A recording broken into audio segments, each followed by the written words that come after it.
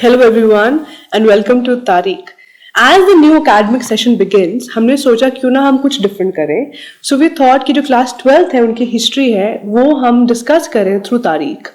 So उसके लिए we're going to start with a new series called Tariq Classes. So for this new series, we will be following the CBSE textbook, and the very first chapter is Brick, Beads and Bones, which is based on the first civilization of India or the subcontinent, the Harappan civilization. Harappan civilization जो है Bronze Age civilization भी कहलाता है because a lot of bronze artifacts have been found from this civilization, and it also kind of was actually the contemporary civilization to the Chinese Bronze Age civilization, Mesopotamian civilization and Egyptian civilization. तो ये सारे contemporary थे and they've always had trading activities and trading exchange with each other. Chalcolithic age, which was 6000 BCE, way before Harappan civilization, it was the Bronze Age settlement. There's a possibility that this settlement influenced the Harappan civilization, the Indus Valley civilization. This particular settlement was situated in the southern eastern part of the subcontinent, and क्योंकि कुछ थोड़े material culture में आपको influence दिखता है और also the construction, the planning of the houses, you can see a slight similarity. A lot of historians refute this particular thought. Mm-hmm. But then it's up for speculation. Yeah. You cannot just say कि this is right or this is wrong, this happened or not. It's speculate, it's opinion, it's your own what you feel. It also is based on evidence, and because of lack of evidence, there's a lot up for speculation. Yeah. Harappan civilization को Harappan culture भी कहा जाता है. Culture actually means artifacts that are found in a specific geographical area and within a specific time period. So जो artifacts जैसे beads हैं, seals हैं, terracotta figurines हैं, which are very important part of the Harappan civilization, so that is why it's called Harappan culture. And mostly these artifacts have been found from Balochistan, which is in Pakistan right now, Afghanistan, Gujarat, some areas of Punjab, Haryana, Rajasthan. So that this whole thing comes under the Harappan culture. Harappan civilization is actually named after the place Harappa where the civilization was found. And जो main mature Harappan phase है, जो period है, that is from 2600 BCE to 1900 BCE. But ये इतना ही limited नहीं है. Harappan civilization has also seen the early phase of the civilization and the later phase of the civilization. जो early Harappan phase है, that is approximately from 3300 BCE to 2600 BCE. जो later phase है Harappan civilization का, वो approximately 1900 BCE से 1300 BCE तक है. Before we fully get into the chapter, let's also first discuss the abbreviations that we will be using for describing the time periods. So earlier we used to use terms like BC and AD, which are redundant in today's day and age.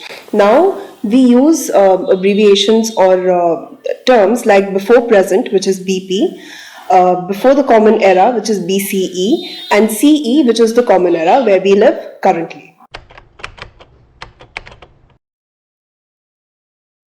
Now the first topic is titled Beginnings, and basically what this says is that the Harappan civilization, or the mature Harappan civilization as we know it, did not exist in a vacuum. उसके पहले भी civilizations होते थे, उसके बाद भी होते थे. ये बात अलग है कि जो पहले के cultures थे वो इतने massive scale पे नहीं थे, थोड़े छोटे थे. वहाँ पे भी pottery मिलेगी आपको, वहाँ पे भी आपको agriculture, pastoralism मिलेगा, लेकिन इतने large scale में नहीं मिलेगा जैसे आपको Harappan civilization में दिखता है. और ये भी मानने की बात है कि early Harappan civilization और mature Harappan civilization के बीच में there is a clear break, क्योंकि जो early sites हैं उनमें there is you can see abandonment, मतलब वो जगह लोग छोड़ के चले गए, या फिर large scale में उन जगहों में आग लगा दी गई. तो मतलब वहां से क्लियर आप शिफ्ट आप देखते हैं. The second topic that comes under this chapter is the subsistence strategies. तो द हड़प्पन सिविलाइजेशन के जो लोग थे, जो मेजो हड़प्पन सिविलाइजेशन के लोग थे, वो खाते क्या थे, वो सर्वाइव किस पे करते थे.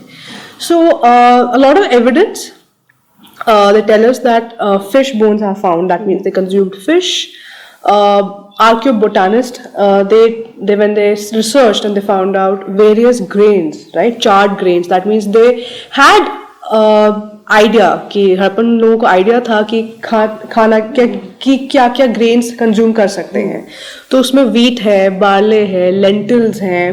Then you also have sesame seeds that have found. Rice is very rarely found. The evidence is really rare. जो एनिमल बोन्स फाउंड हुए हैं, जो मतलब आफ्टर एक्सकवेशन जो पता चले हैं, दे वर pig, goat, buffaloes, cattle, sheep, and these animals were domesticated by the Harappans. Archaeozoologists have also found evidence of gharials, wild boar, deer, and we don't know whether they were tamed or whether these animals were the meat was consumed directly by hunting, or they were kind of bartered with the other communities. Because we know that the Harappans consumed the grains that we just mentioned, it is also, we can also assume that they also partook in agriculture. लेकिन उनके techniques क्या थे और उनके processes क्या थे, उनके बारे में हमको ज़्यादा जानकारी नहीं है. क्योंकि हमको बुल का रिप्रेजेंटेशन सील्स और टेराकोटा फिगरीन्स में मिलता है, तो इससे आर्कियोलॉजिस्ट्स का एक अनुमान है कि अगर ये बुल है, इस मतलब if the knowledge of the bull is there, तो the bull might have been used for plowing. साथ ही साथ जो प्लाव का मॉडल है वो हमको मिलता है चोलिस्तान, जो कि प्रेजेंट डे पंजाब पाकिस्तान में है, और बनावली जो कि हरियाणा में है. वहाँ से हमको इनके फिगरीन्स मिलते हैं. और जो कालीबंगन है जो आज राजस्थान में सिचुएटेड है, वहाँ पे there is an evidence of a ploughed field. Although this is from the early Harappan phase, it is likely that that knowledge existed in the mature Harappan phase as well. Moreover, in this field, there are two sets of furrows that intersect at right angles, suggesting that two crops were grown simultaneously. अब जब crops उगते हैं तो उसके लिए सबसे ज़रूरी है पानी. So most of the Harappan sites that we find are situated in semi-arid areas. So irrigation की जो व्यवस्था क्या होगी उस टाइम पे, राइट? तो हमको ये पता चलता है कि we find canals specially in the Shortugai area of Afghanistan. Punjab और सिंध में we don't find canal. There is possibility that they must have silted over a period of time. And also we find wells. तो वेल से भी पानी draw करके they must be using it for irrigation purpose, right? Another thing that we find is a water reservoir, especially in Dholavira district of Gujarat. अब जब plants हमको मिलते हैं, we also find seeds and lentils and other eating materials basically. तो वहाँ पे उस time पे during the excavation we also find large number of seedal cones, right? जैसे आपका सिलबट्टा होता है, and then you have the mortar and the pestle, specially made in that hard igneous rocks on kind of a thing. And apparently they would place that rock in a mud and they would use a smaller stone to grind the cereals or the pulses. For this is a process to process of processing food, right? And दूसरा आपका जैसे mortar pestle होता है, which is like pounding spices or pounding herbs, which we use in our kitchens even today. Yeah, like how we have the silbatta, right? And then you have the mortar pestle जिसको बोलते हैं. अंग्रेजी में, हिंदी में मुझे आता नहीं है. But हाँ, that and those utensils I would say are still used today in a present time in processing food, especially even in our houses, and mostly because the cooking जैसे ये क्या कहते हैं mixies नहीं हैं in the village areas, they still use these kind of seidel querns, right? These artifacts were dubbed the curry stones. The curry stone, because even the cook at the time asked to borrow these artifacts from the excavation site to use in the kitchen. Yeah. The next topic covers Mohenjo-daro, which was a planned urban center. It was not the first site that was discovered. The first site was Harappa, but Mohenjo-daro is more famous and well known. enough to actually have a movie named after the site. Mohenjo-daro, Mohenjo-daro, Mohenjo-daro, Mohenjo-daro.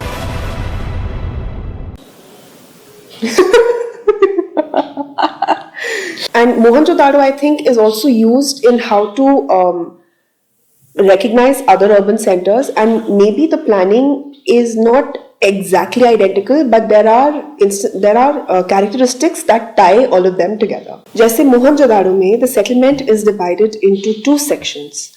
One is much smaller, but it is also located at a height and it is walled, and the other is much larger but it is at a lower level, but this is also walled. Archaeologists call these two sections, the higher one is called the citadel and the lower one is called the lower town. But this was not the model that was followed everywhere. For example, in Lothal and Dholavira, there is a slight variation. In Lothal particularly, the entire settlement is inside, is like one section is the entire settlement, and there are sections inside the settlement that are walled. Okay. So the citadel is located inside and along with the lower town, but it's just walled and built still on a slightly higher platform, but not physically separated, okay, as you find in Mohenjo-daro. Now, just by looking at the settlements, it is very clear that labor was mobilized on a massive scale to get the work done, to build these cities. And it is estimated that if one laborer moves 1 cubic meter of earth daily, it would take 4 million person days to complete just Mohenjo-daro alone. And now if you have to apply that to the entire civilization, then you can just calculate how much and just the amount of labor that was put in. Along with mass mobilization of labor, it is very evident that the settlement was carefully planned and then executed, which is not just evident from the fact that foundations were carefully laid out before buildings were built on top of them, but also in the materials that were used. For instance, the bricks were of a standardized ratio, which was the length and the breadth were 4 times and twice the height respectively, and these were used throughout the Harappan settlement. Though Harappa was the first site to be discovered, but the situation was not similar to Mohenjo-daro. Harappa की जो site थी, that was actually sacked by the brick robbers. So according to Alexander Cunningham, who was the father of Indian archaeology, and he was also the first Director General of ASI, Archaeological Survey of India, according to him, इतना robbers ने वहाँ पे उस city को sac किया था और इतने ब्रिक्स उन्होंने चुराए थे कि that could have actually led 100 miles of railway track from Lahore to Multan. And that is one reason why some of these sites were more in dilapidated position as compared to Mohenjo-daro. The most distinctive part of the Harappan civilization was the drainage pattern. That is why this civilization is different from the others, because of this distinctive feature. जो drainage pattern था वो ऐसा था कि the roads and the streets, right, so they were laid in an approximate grid pattern intersecting each other at the right angle, right. Also the drain and the roads, the street was laid first and then the houses were constructed. And if the domestic waste had to go to the street drain, that means every house need to have a wall in that particular part of the street. The drainage system was not only limited to the large cities, but a small city like Lothal also had this particular drainage system. Though the houses were made of mud bricks, the streets and drains were made of the burnt bricks. That means they knew the importance of basic hygiene, that it is important to have proper drainage system and should not get mixed with the street or the surroundings. So उन्होंने ऐसा इतना well plan किया था drainage system को. When we talk about the domestic architecture, especially the lower town of Mohenjo-daro, we see कि जो घर थे उनके common लोगों के, the rooms surrounded the courtyards. So courtyard was actually the place of activities, especially cooking, weaving during the months of summer months or winter months.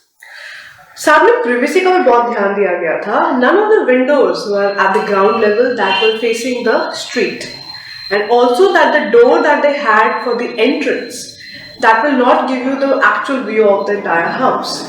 So privacy was given a lot of importance during the Harappan time. Every house had its own bathroom also, and जो वहाँ का drain था, that was through the wall, was connected to the street drains. A very important and very fascinating part of the Harappan houses were also the staircases that reached the second story.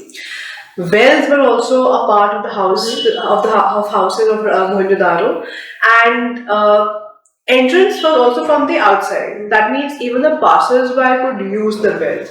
Mohenjo-daro के अंदर खुद 700 wells मिले हैं after excavations. So that means the water, drainage, bathroom, privacy, proper rooms and proper courtyards was given a lot of importance. That means family time उस time पे भी हो सकता है हो, जैसे we now how we have that we have a family time, we have a family get together where everybody sits together and discuss about various things. उस time पे भी हो सकता है इस चीज को importance दिया जाता है. And also personal hygiene. I mean, if you have to look at it, there were bathrooms and toilets in every household. Not like how people used to do soch outside, you know, in the village. How you see even today in village areas, आप openly करते हैं. उस time पे नहीं, उसको they must be हो सकता है कि the ritualistically it was frowned upon at that point of time. Even though now it is frowned upon, but still people don't follow that. But उस time पे they were more stern about it and more careful about it. Yeah. Now this was about the domestic buildings, but what about public buildings? We find two such buildings, and these are located in the citadel. One of them is called the warehouse, and the structure of which only the lower portion remains, which was built out of bricks. The upper portion might have been built of wood or some other perishable material, which did not stand the test of time. The second building, which is called the Great Bath, is a large rectangular pool with a corridor on all four sides. Three of these sides have smaller buildings or rooms that are there, and in one of the rooms there houses a well. Now the water from this drain also it drains out to a drain that runs along the corridor, and there are staircases that lead into the pool that are located towards the north and the south of this Great Bath. And across the lane, or across, like in one of the corridors, there are a set of 8 what is being described as 8 bathrooms. Okay. And 4 of them are on one side of the corridor and 4 of them are on the other side of the corridor. Now, because this building is located in the citadel, it has led archaeologists to speculate that maybe this was used for ritualistic purposes, like a ritual bath before something, and it was maybe used only by prominent people and not by everybody, or maybe it was used by everybody, but it was of a ritualistic purpose. That means would have been used by the priests, or somewhere it's similar to how things were in Egypt also, because they also had their rituals in these grand pools. Or this could be a modern day swimming pool, because it could be because it's a watertight pool. The bricks were set on edge, and it was, there you was had staircases going down the thing, and you had rooms also. It'd be changing rooms. It could have been. So there's a lot of speculation about the use of this particular building.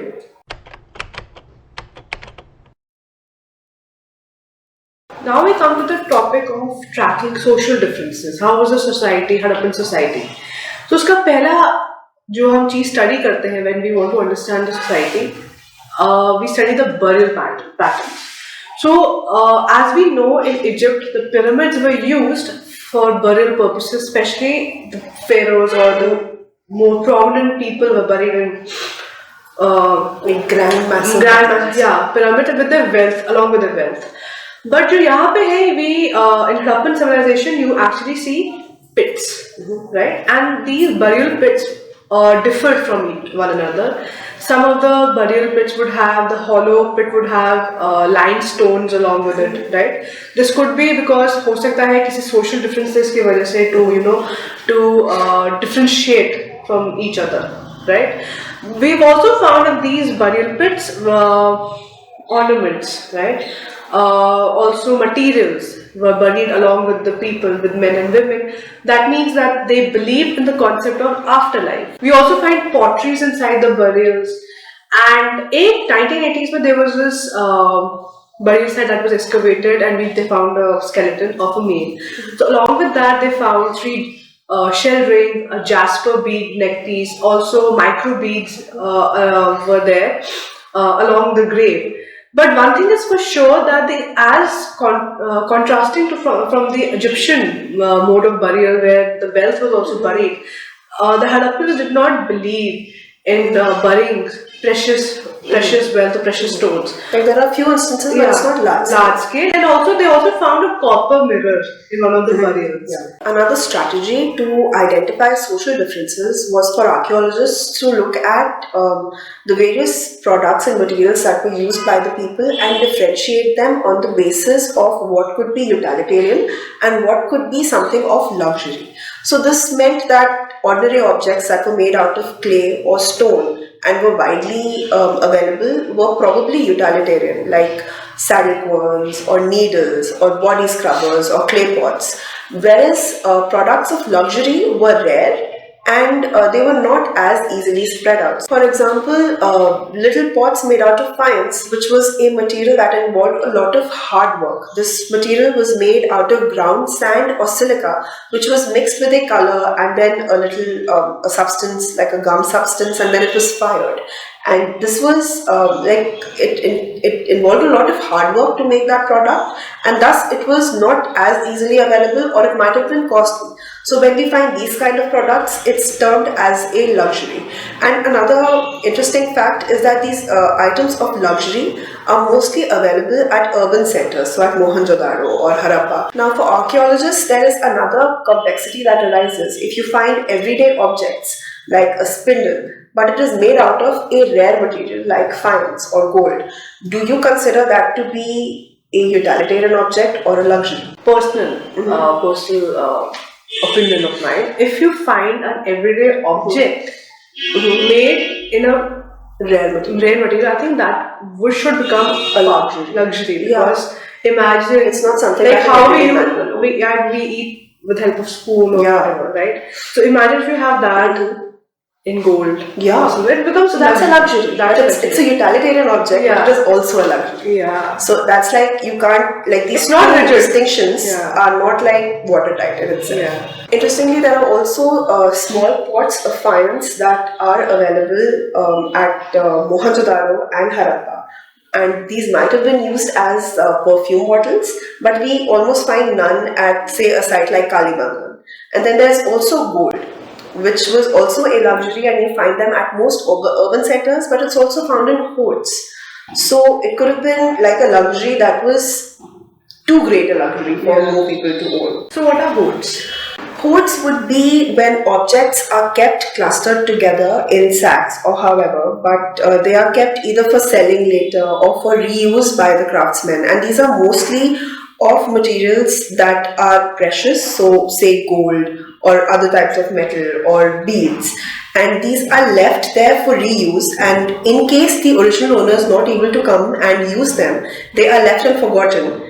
And it's for archaeologists to later discover them and then try to piece together the past through them.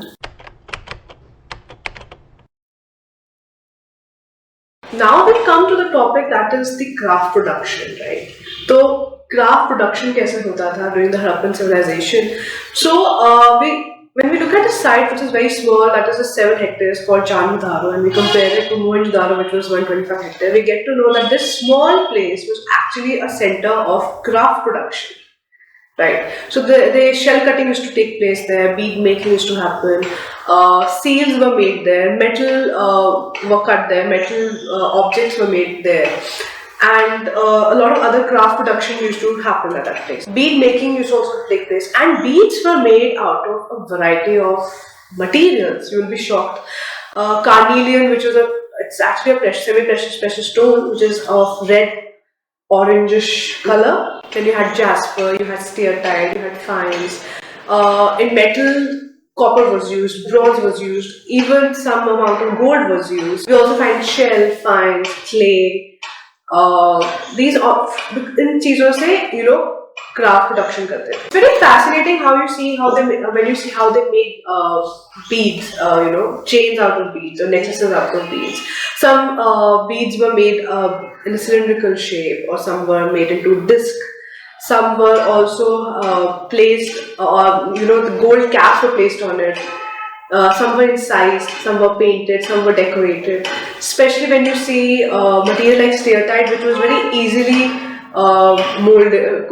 It was easy to make beads out of them. Or at times, they would actually mix steatite with other materials and mold and make beads out of it.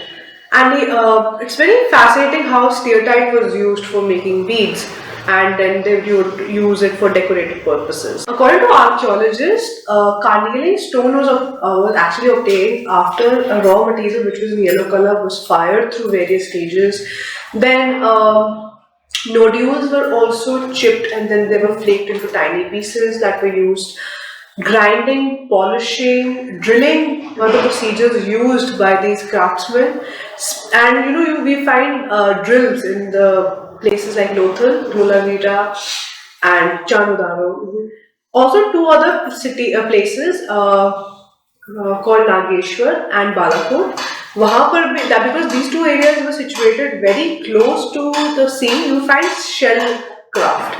So bangles were made out of the shell, inlay work was done there, and these materials, after they were finished, they were taken to larger cities. Especially beads from Chanudaro were carried to cities like Harappa and Mohenjo-daro. अब आपको ये कैसे पता चलता है कि this particular region was where the craft production took place? Is when you find raw materials, you find stones, you find beads, you find tools, even raw, and also discarded waste. That is one of the important aspect, how you recognize that this area was used for craft production.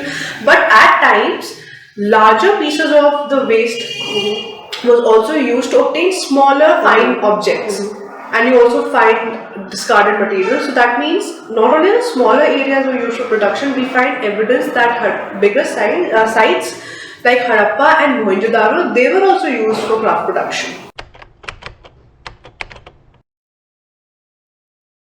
Now we understand that craft production was a very specialized, a highly specialized industry.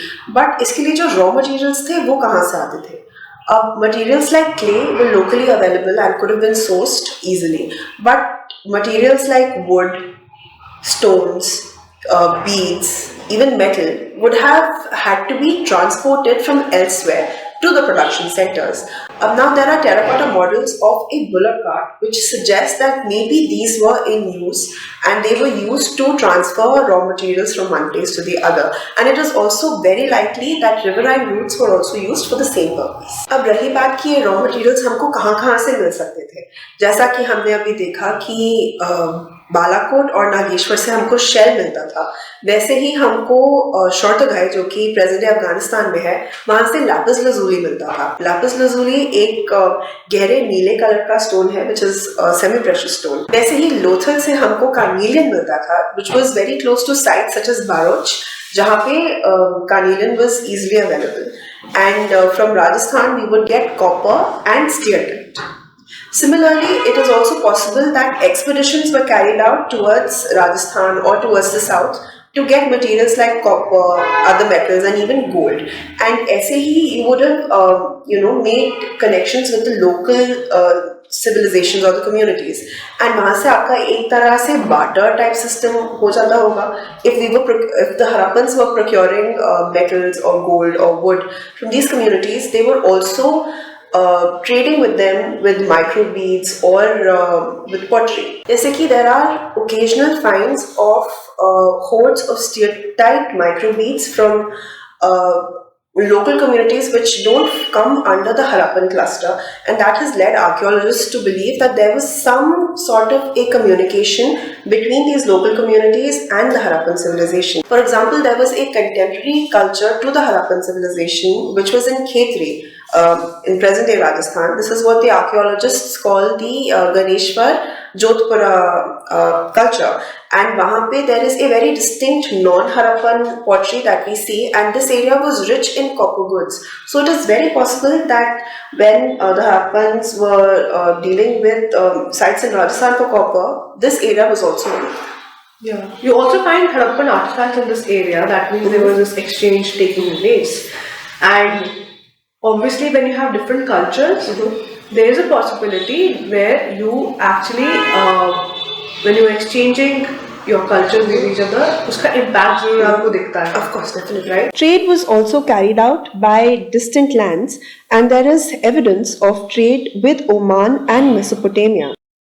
Now, from Oman, which is located on the eastern tip of the Arabian Peninsula, we probably obtained copper, because when you would do a chemical analysis of the copper that was found in Harappa and from the copper that was found in Oman, there were traces of nickel suggesting a single origin or the same origin for both these copper finds. Additionally, there are Harappan vessels that we find in Oman. These were watertight, suggesting that the Harappans, traded with some form of a liquid. Now, what exactly that liquid is, we don't know yet. But whatever were the contents of that jar were traded with Oman for their copper. Now, Mesopotamian texts that date back to the 3rd millennium BCE also refer to a place called Magan, from where they obtained copper. Now, Magan might as well have been a name that they used for Oman, because the copper that they obtained from there also had nickel. So it suggests that it was the same copper that was found in Oman, that was traded with Harappa, that was also traded with Mesopotamia. Now, Mesopotamian texts also talk about trade connections with a region called Dilmun, which could have been present-day Bahrain, and of Meluha, which archaeologists speculate to be Harappa. And what were these products that were exchanged with Meluha? The list included lapis lazuli, carnelian, various varieties of wood, copper, among many other things. There is also a saying in Mesopotamia that can be roughly translated to, "May your bird be like the Haja bird, and may its voice echo in royal palaces." Now, there is speculation that this bird might as well have been the peacock, and that might have been introduced to Mesopotamia from Harappa. Haja. Haja. Haja! So, considering the location of Mesopotamia, Bahrain, and Oman, it is very likely that trade with these regions happened by sea. And even in Mesopotamia, the people of Meluha were known as seafarers. And this is also backed by evidence of just finding the knowledge of boats which we find on seals. Yeah, so basically, there are evidence where we find the cuneiform script in the Harappan sites. That is cuneiform script is actually Mesopotamian. And we find the Harappan scripts seals. Basically, so the cuneiform, not the script. Cuneiform is the seal. Actually, it's a cylindrical seal that we find in Harappa, and the Harappan seal we find in Mesopotamia. So, seals were actually used, apparently they were used to facilitate long distance communication. Imagine if you're sending a rag full of objects, and you seal the mouth of the rag, and you place a clay and you seal it with the seal, right? So, that material reaches the side where it's supposed to go without the seal getting tampered with, right? So that means that was the purpose of the seal, and nobody has opened it before. The object is that we follow even today, especially letters and right, when we see the envelopes and stuff. And the thing about the Harappan seal is that it's a single line writing. That means there's a possibility that this name or the title of the owner is there, and when you also see the animal figure on that seal, that means that it could be for those who did not know how to read. Most of the inscriptions are short, but the largest would be of 26 signs, and it's not alphabetical. That has to be the main mudda ki the script here. Also written from right to left, because you see that you have good amount of space when you start writing, and you see the cramping happening on the left hand side. That means So it's like the person was started and yeah, then how just ran out of space. Arabic, Persian, Yeah. Urdu is written, right? Also, the seal script had too many signs, from 360 to 400, right? That's a lot of So signs. it's Yeah. not likely that it was alphabetical. Alphabetical at all. And writing बहुत चीजों पर होती थी. Copper tools पे होती थी, jewelry पर होती थी, seals पे होती थी. The material used to tie a particular object on the rims of the Pottery jar, पे होती थी, pottery, with the rims of the sign of the jar. potter. Bones पर होती थी. Also, there was an ancient signboard at that point of time. Yeah. There could be a possibility that inscriptions were written also on the perishable objects. Yeah, and they're just not there anymore. Yeah, that means कि there's a possibility कि reading and the literacy rate could be higher. That wide range of reading was happening at that point of time. What fascinates me is that when you look at the inscription, when you look at how it is, and they say कि right से left लिखा जाता है, but when we look at Sanskrit, when you look at the other It's the period, other, it's the yeah. other way around. How Latin is written, it's from left to right. How did this distinction take place? That's that's that's still a lot questionable. of- Yeah, and also the script is not being deciphered. It's undeciphered right now. We don't really know what the symbols and signs stand for or stood for, but hopefully we read that people, historians or researchers, are trying to decipher the script. Exchanges were regulated by a system of weights made out of chert, and they were cubical in shape with no markings. So the lower denomination was non-binary, 1, 2, 4, 6, 8 till 12,800, and the higher denomination was follow the decimal system. The smaller weights were used for weighing the jewelry or Like beads. right? And we also find metal scale pans also. That means तोलने के लिए उस time पर. Just imagine the how the minds of that period, where they were so evolved. Was so particular about just weighing everything before buying and selling. Now, with this civilization also, we can see that planning has been undertaken on such a grand scale. There are weights, there are measures, there's trade happening with regions outside the subcontinent. All of these warrants that some authority might have been controlling these decision-making capabilities. Like somebody must have been responsible for that. But who? अगर Harappan civilization में हम centers of power या फिर people of power के लिए अगर हम ढूंढे तो हमको ज़्यादा कुछ evidence मिलता नहीं है. मोहनजोदाड़ो के citadel में there is a large building which archaeologists call the palace. But उसमें कुछ खास बात as such नहीं है. It's just a large building. Additionally, there is a bust of a man that is found, which even till date it is called the priest king, and that has led some archaeologists to speculate that the center or the power was vested with people who also performed religious duties, or that religion and power were intermingled. But this is done partly because Mesopotamia में भी similar priest Kings होते थे, तो फिर उसके basis पे बोला गया है कि हड़प्पा में भी ऐसा ही शायद केस हो. लेकिन ये काफ़ी प्रॉब्लमैटिक है बिकॉज एग्जैक्टली हम अभी तक we can't say for sure that these kind of imageries that we find, were they of ritualistic use or were they just figurines in their own self. So it gets a little complicated to describe this bust as a priest king. कुछ archaeologists का ये भी मानना है कि जो civilization है, it did not have a person at power, so everybody was equal. And some people also believe that different centers had different people, like chieftains almost. Okay. So Harappa had somebody like a king and Mohenjo-daro had somebody like a king. But it is very unlikely to have either no king or like individual kings, and then also to achieve such level of uniformity on such a large scale. Bricks आपके एक size के थे, आपके weights almost same थे throughout the civilization. Trade जो आप करते थे, that was also Pretty similar to each other. And then there were specialized centers that were built for raw materials that we saw for beads and shells and copper. So it is very unlikely that a civilization without a king or with multiple kings could achieve something like this.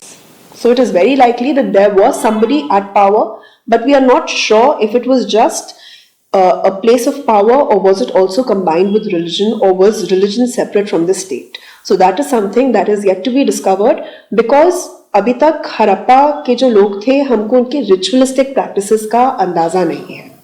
Also because the script is not deciphered, so we really cannot make anything out of it. Exactly. The next topic is the end of the civilization. कहा जाता है कि 1800 BCE के time पर Cholistan and various Harappan sites were abandoned, and people started shifting towards the eastern side of the subcontinent, Haryana and western Uttar Pradesh. In few Harappan settlements, even in the 1900 BCE, जहाँ we see a material culture का transformation, like seal making, specialized craft production, bead making, long distance trade, they all started to decline. So we really don't know what was happening. Also, you see deterioration in material culture. जो बात major Harappan civilization की थी, वो अब कहीं ना कहीं कम होती जा रही थी. You also see a rural form of living, which is called the later Harappan period. Also, the standardized weights, अब वो local weights were used, right? And a lot of researchers suggest that the reason why this was happening could be because deforestation happened, or flooding was taking place, or drought took place, or the rivers dried up. But then this cannot be the reason for the entire civilization to just fall, right, to decline. It appears that a strong unifying factor, which is the Harappan state, could have declined. We can see when pottery declined, seal making declined, trading declined. That could be the reason for the entire civilization to decline. But still, it is very, it's a question mark how one whole civilization Can just disappear. came to an end, and it is in a more deteriorated form that you see in the later period, where that whole luxuries were not to be seen. Artifacts deteriorated to another level. The script was lost. Script was lost. Standardized weight and measures were also not used. Local weights were used. Cities were also abandoned, and also for a civilization, it takes almost a millennium, a period, a whole millennia for the cities to again populate, right? Yeah. That is how long it took for Harappan civilization, because the early period was going under a process, and it became the mature Harappan period, right? And then again you see the decline. But this is all cyclic. I feel that you start off, right, and then you reach a maturity, and then there's a decline that happens. And this has happened with almost all civilizations. But there has been reasons behind that. But we are still very, not sure of the exact reason why this civilization declined. But I think whenever more excavations would tell us, or more research would tell us. A lot of people at that point of time, when they were excavating, especially John Marshall, 1930s, then we have Wheeler in 1940s, they suggest that Aryan invasion took place. And according to him, the Rig Veda also suggests that Pur, which means a fort, and Puramdara means fort destroyer. But this was a title given to Indra, who is the Aryan god. So they came, they massacred people. Or how is it possible that non-Aryan people were dead, like the skeleton that they found, 16 skeletons, or scattered of skeletons, also called the dead man's lane that he had found, कि वहाँ पे कैसे मिला इनको? Or could it be deforestation? Could it be climatic change? What is the reason? He used to always believe that the Aryan invasion took place, and people coming from the northwest frontier, they must have invaded with their better, arms, their better arms and armors. But somewhere in 1960, a person called George Dales, he countered this, that the skeleton that was found in that particular location of the civilization, they did not belong to that period. So there's a lot of confusion and a lot of debate that is taking place when it comes to the Aryan invasion, where the Aryan invaded the Harappan civilization and that led to the destruction of the civilization. Like it's very unlikely that an Aryan invasion of that sort happened. What was it? Because What that exactly level was of it? destruction that you associate with an Yeah. invasion is not found. Yeah. So it's all questionable. Yeah. Now the next topic is about discovering the Harappan civilization. अब तक जो हमने discuss किया that was about the Harappan civilization, कैसे शुरू हुआ, शायद कैसे खत्म हुआ, हरप्पन लोग कैसे थे, क्या करते थे. अब जो कहानी है वो ये है कि हरप्पा डिस्कवर हुआ कैसे. मिड 19th century में ASI के director general Alexander Cunningham began excavations in India because he deeply wanted to understand the past of India. He would heavily rely on literary sources, and उनके लिए जो Indian civilization थी, the oldest period for him was from the 6th century BCE to the 4th century CE. So that was the early historic period for Cunningham. And because he relied so heavily on Chinese texts, and the Chinese did not really mention Harappa because by that time Harappa was also lost to time, he also did not give the Harappan civilization a second thought. Although mid-19th century onwards, maybe even before, artifacts were found by the local inhabitants and by Cunningham himself, he could not gauge the value of these finds, and he kept trying to place them at a time period to which they did not belong, and because of this a lot was lost to time. Now in the early decades of the 20th century is when an archaeologist by the name of Dayaram Sani found a seal at Harappa at a lair which was considerably older than the lairs of the earliest period of the historic period as described by Cunningham. A similar seal was found in Mohenjo-daro by Rakhaldas Banerjee, and this led to them to declare that these two findings belonged to a similar culture. Based on the evidence that were found in these two sites, John Marshall, who was then the Director General of ASI, announced the discovery of a new civilization in the Indus Valley, which is what we today know as the Harappan civilization or the Indus Valley civilization. Now we'll take a little detour to understand some technical terms. An archaeological site is something that is formed by the production, use and discarding of materials as well as structures. So what we see in Mohenjo-daro and Harappa, these are archaeological sites. When people live in the same site over a period of time, the continuous disuse of the landscape and of materials as well leads to something that is called a mound, which is like a little raised structure, almost like जैसे sand dunes होते हैं but थोड़े ज़्यादा पक्का. अब जैसे लोग एक जगह पे रहेंगे या फिर उसको छोड़ के चले जाएंगे, इसका हमको कैसे पता चलता है? There are differences in the layers of the soil that correspond to different time periods that give an idea of just the history of that one location, and one archaeological site can have a variety of layers from different periods of time. So ऐसा नहीं है कि आपको एक side पे सिर्फ एक ही time period का आर्टिफैक्ट्स मिलेंगे, बट आपको काफी पुराने तक भी आर्टिफैक्ट्स मिल सकते हैं. जनरली जो ऊपरी हिस्सा होता है लेयर का, दैट इज मोर रीसेंट, और जैसे आप नीचे नीचे जाते जाएंगे आप उतने ही हिस्ट्री में और पीछे पीछे चलते जाएंगे. So the last layer is the oldest time period. Also, whenever you're walking down a particular place and you know this place has history and you find an unusual mound, now it has grass on it. Yeah. There is a possibility कि उसके नीचे layers of history हो. And these layers of histories are related to different time phase and different time periods, because a layer is not horizontal. It's not a perfect horizontal line. Yeah. It's always according to the landscape. So you have to be very careful when you're, especially for the archaeologists, when they're dealing with studying. And this process is called stratigraphy, where you study the different layers of history. The study of the various stratas. Yeah. John Marshall, he was the first professional archaeologist to be the Director General of ASI, which is the Archaeological Survey of India.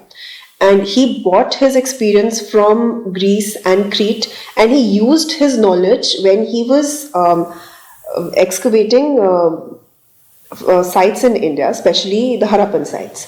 Now, a problem ये होती है कि when Marshall was also excavating, he did not consider the various layers in stratigraphy, and he had a tendency of finding objects in one layer, and he grouped them together instead of following the pattern of the site. Now, as a result of this, and because they were not grouped according to stratigraphic layers, a lot of information was also subsequently lost. ये तो ऐसी बात होगी कि when you are excavating a Harappan site and you reach the Harappan layer, but then you have artifacts from the other period also, then you will group them Just because it's horizontally in the same. yeah, you will just group them in the same time phase. Yeah. So the thing to note here is that stratigraphy में भी हर एक चीज एक सीधी line नहीं होती है, क्योंकि आप जिस रोड पे भी चल रहे हैं वो भी ऑफन सीधा नहीं होता है, कभी ढलान होती है, कभी आप ऊपर जाते हैं. So all of that comes under one layer. Yeah. And so when you have to excavate, you have to follow that pattern instead of just going in precise horizontal. Also, the material matters, right? Material also matters, but then that also to study if you found a particular material, you can't just jump to a different material object of a different material. So, oh, जी ये भी इसी में है. You have to follow all on the layer. Yeah, you have to follow that plan and Exactly. like very smartly. Yeah. It was R.E.M. Wheeler who in 1944 he was chosen as the new Director General. He tried to solve the problem of studying the layers. So he said instead of digging uniform horizontally, right? Why not study the mound, the stratigraphical mound, right? That would be a better way to deal with this issue. Another problem that came later on, especially after the partition took place, was that most of the Harappan Indus Valley civilization sites were in Pakistan. It was very difficult. It was becoming difficult for the archaeologists and researchers in India to study about Harappan, and they grew more curious about it. So more and more research took place, and then we found Harappan sites in India as well. So especially Lothal, which is in Gujarat, Dholavira, which is in Gujarat, Kalibangan in Rajasthan, Rakhigari in Haryana, and even now the exploration is happening. It's not stopped yet. 1980s के बाद the curiosity about Indus Valley civilization or the Harappan civilization grew, and a lot of people from abroad, historians and researchers and archaeologists from abroad and even India, they're trying to unmask lots and lots of theories that are there relating to Harappan civilization, and the struggle is still continuing. The last major topic is the problems that we face when we are piecing together the past, right? So, in the case of the Harappan civilization, we did not depend on the script. The archaeologists didn't depend on the script. They depended on the material, artifacts, and mostly like beads are there, then seals are there, beads and also the grains that was there, dice, weights were there, and other artifacts, jewelry, right? So that उस पे ज़्यादा depend किया था archaeologists than the script, because it's not deciphered. But there are also other objects like the wood or cloth, sometimes perishable objects that deteriorated, or because they were perishable that we don't find it now. Another reason, sometimes what happens is some of these artifacts, they were thrown away, they were lost to time, hoarders came and they took it away, and we have to understand that when these artifacts were found accidentally, and not in a typical way of research was not happening. They knew about this civilization and they went down and deep and to research about it. It was accidental. Recovering artifact is the beginning of the archaeological find. तो पहले जब कोई material मिलता है, कोई artifact मिलता है, the archaeologists first club it under the material, like whether it's wood, whether it's ivory, whether it's stone, whether it's a metal, right? उसके बाद they try to understand what is the purpose of that artifact, whether it's used as tool, whether it is used for rituals, whether it is used as an ornament, or both. Artifacts that are found of various civilizations, especially the Harappan, the archaeologists also try to relate those finds with the present day. Yeah. So if you found beads, you found jewelry, you found a mortar pestle, so you will try to relate it to the present time कि अभी भी क्या इसका इस्तेमाल है. Then you try to link the two aspects. Also, where the particular artifact was found, whether it was found in a drain, in a house, or in a ritualistic area. So that also tells you about the importance of that material. Sometimes archaeologists have to take a recourse to indirect evidence. For example, if they found a particular material like cotton, so now they will try to find that particular plant in seals or in other artifacts, ki whether they are drawing that particular plant or crop or not. Also, at times, seals, when they found the seal, so now they'll try to relate that in the cultural context they found that particular seal. Also try to relate it to the artifacts found in other places, especially Mesopotamia. If we found seal here and if we find a similar seal in another place, a larger city like Mesopotamia, like a different civilization like Mesopotamia, that means there was a cultural contact, right? So these were the various ways of piecing together the past. And it was difficult because, first of all, written evidence was not there. People over the ages did not know about the civilization, contrary to the other civilization like the Egyptian civilization or the Chinese civilization, Bronze Age civilization, or the Mesopotamian civilization, because most of these civilizations, the script. Yeah. Right? So there is a connection. With the Harappan, this is the major drawback, where we don't know the script, we don't know the language. So we have to depend on the material culture. Yeah, so everything is up for Speculation, and we are not sure of anything. Sometimes archaeologists have to recourse to indirect evidence. For example, cotton clothing was found, but then indirectly you have to see whether that cotton clothing was, if you could see the similar pattern, the cloth on sculptures, like whether cotton was used. You can know how you can see it through how the sculpture is made, how the fall of the thing is coming through, like how it is draped on sculptures. Sculptures. You can get to know. Now, because so much is up for speculation, considering the Harappan civilization, a lot of what is pieced together by archaeologists is based heavily on speculation. And most places it's okay because you see practices that are continuing today with objects that seem similar, and then you sort of try to connect it to the past. And that is how archaeologists also work. They move from the known to the unknown. But where this poses a problem is in the religious sphere.